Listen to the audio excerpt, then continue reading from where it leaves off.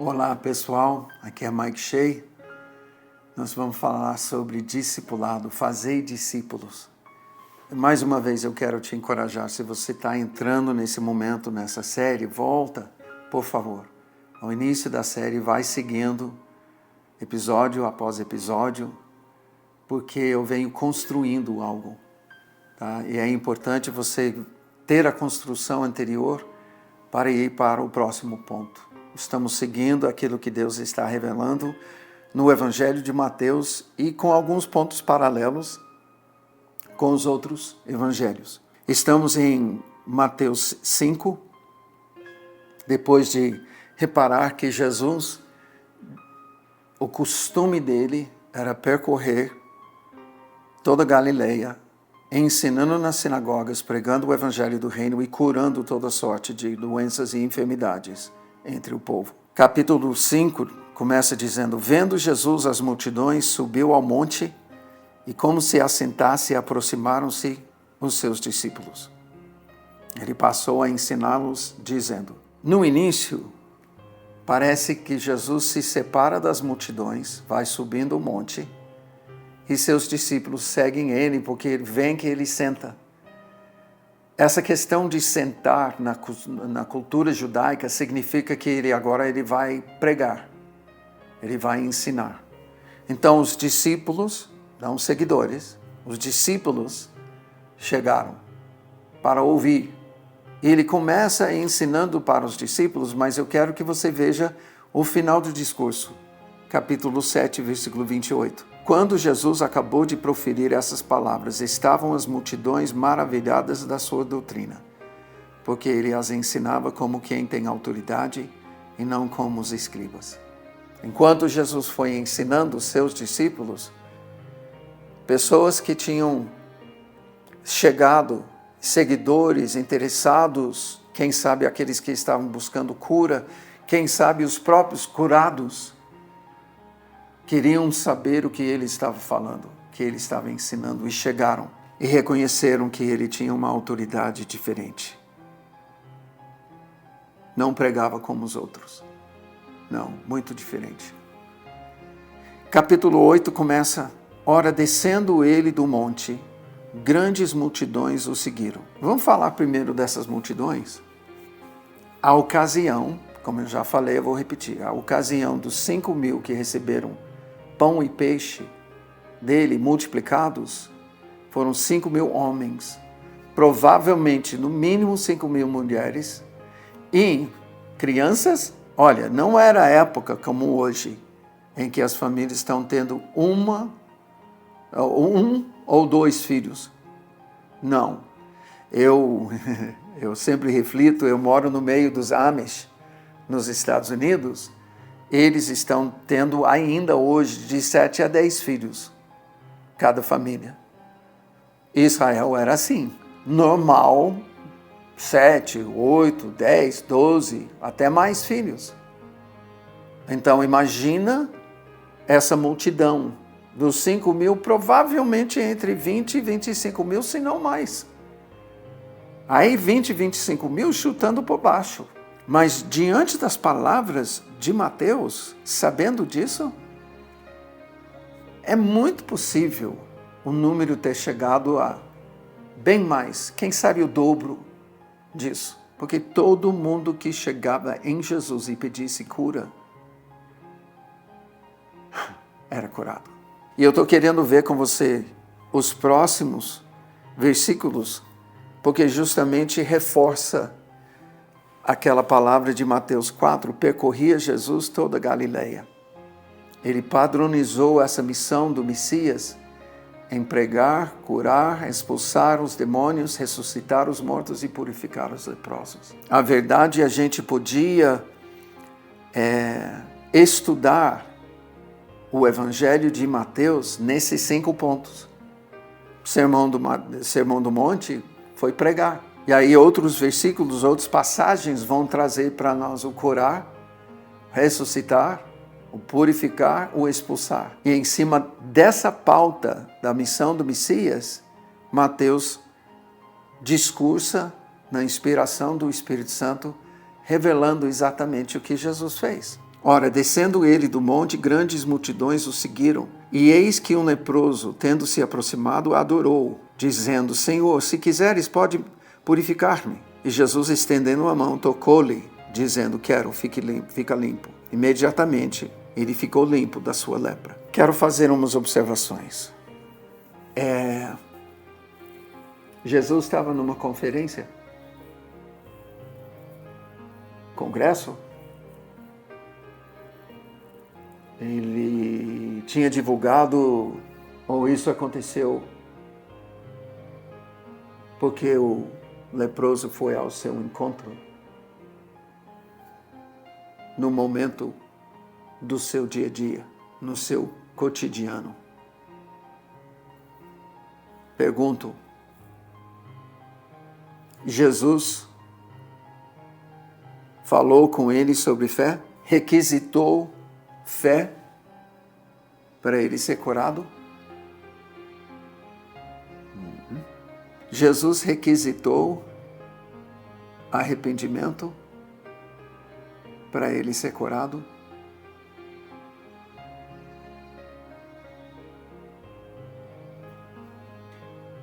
Não.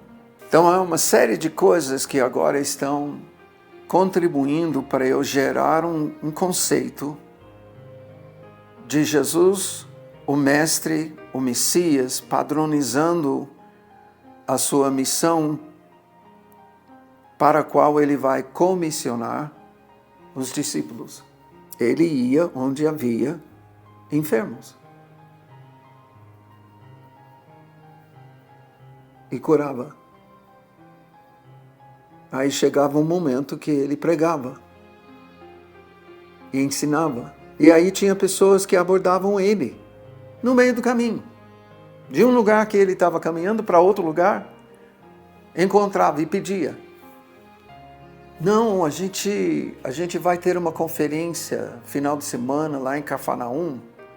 A gente vai reunir na casa da sogra do Pedro. Vem estar com a gente. Eu estou vendo Jesus.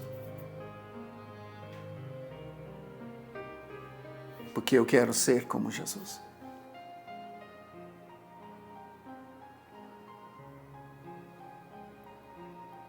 E Jesus curou. Tendo Jesus, versículo 5, tendo Jesus entrado em Cafarnaum, apresentou-se-lhe um centurião, implorando: Senhor, o meu criado jaz em casa de cama, paralítico, sofrendo horrivelmente. E Jesus disse: eu irei curá-lo. Requisitou fé? É um centurião. Requisitou fé? Não. Requisitou arrependimento? Também não. Jesus mostrou maior disposição. Mais uma vez, eu estou vendo uma evidência de que Jesus se move debaixo de uma missão que ele recebe da parte do Pai. E não algo que ele vai medir aqui. Não, nessas condições, e nessas condições, e nessas condições. Eu estou, e você, daqui em diante a gente vai observar vários momentos, mas eu quero ver se você não consegue ver a mesma coisa. Jesus curava indiscriminadamente, ou seja, quem pedisse cura dele, ele curou. E você vai falar da exceção daquela mulher cirofeniciana, que ele, não, eu não posso dar, tá? Mas ela insistiu, ele deu. E ainda mais, reparou a fé da mulher. De forma indiscriminada. Quem chegasse nele pedindo cura, ele curava. Outros vão citar, mas lá em Nazaré, que não curou muitos por causa da incredulidade. A pergunta minha é outra. Aliás, são outras. Essas pessoas que não creram foram pedir cura dele? Eu creio que não. Porque a palavra afirma que ele curou alguns poucos. Que poucos são esses? Os que, sabendo quem ele era, foram buscar cura. Mas por causa da incredulidade, um número muito grande de pessoas que precisavam de cura não foram ter com ele, porque ele é Jesusinho, o filho de José e Maria, que foi criado aqui nas nossas ruas. Quem é ele para dizer que ele é o Messias? Essa foi a atitude. O que eu vejo quando ele vai falar, quando ele responde ao centurião, é uma disposição tão grande. Eu irei. Ele vai ter que fazer um esforço, ele já se prontificou. Vou. E aí o centurião, nós sabemos, não, eu não sou digno de receber o Senhor na minha casa. Eu conheço a autoridade, se você liberar a palavra, ele vai ser curado. E Jesus, uau, ele fica impressionado com a fé do homem. Mas não era um requisito para ele receber essa cura em prol do servo. Ele estava pedindo pelo servo, como a mulher estava pedindo pela filha. Aí, versículo 14, tendo chegado Jesus à casa de Pedro, viu a sogra deste acamada e ardendo em febre. Mas Jesus tomou-a pela mão e a febre a deixou. Ela se levantou e passou a servi-lo. Eu estou vendo mais uma vez, Jesus encontra um enfermo, ele está com a missão para curar os enfermos, ele cura. Obras do Pai. Missão que ele foi enviado para cumprir. Isso no contexto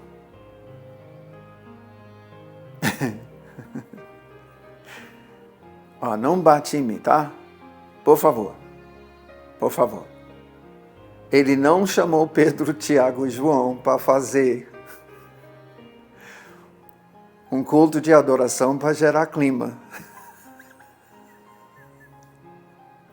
Tá? Nem quando chegou o leproso, nem quando chegou o centurião e nem agora na casa de Pedro. A casa de Pedro, se fosse pelos padrões hoje, quem sabe Pedro teria falado, João, pega o seu violãozinho aí e vamos adorar um pouquinho, vamos ver se Jesus cura. Não. E não pensa que eu estou querendo criticar o que acontece hoje. Eu estou querendo ver como Jesus fazia. E nisso estou querendo desfazer de certos misticismos que a gente tem e buscar uma simplicidade que tem aqui na palavra. Porque eu quero ser como Ele. Eu quero ser como Ele. E aí, versículo 16. Chegada a tarde, trouxeram-lhe muitos endemoniados. Ele meramente com uma palavra expeliu os espíritos e curou todos os que estavam doentes, para que se cumprisse o que fora dito por intermédio do profeta Isaías. Ele tomou as nossas enfermidades e carregou com as nossas doenças. E fique com a gente, porque no próximo vídeo eu quero avaliar o que Mateus está escrevendo aqui. Porque essa palavra vai ser a base de toda a missão do Messias relevante à cura. Deus te abençoe e até a próxima.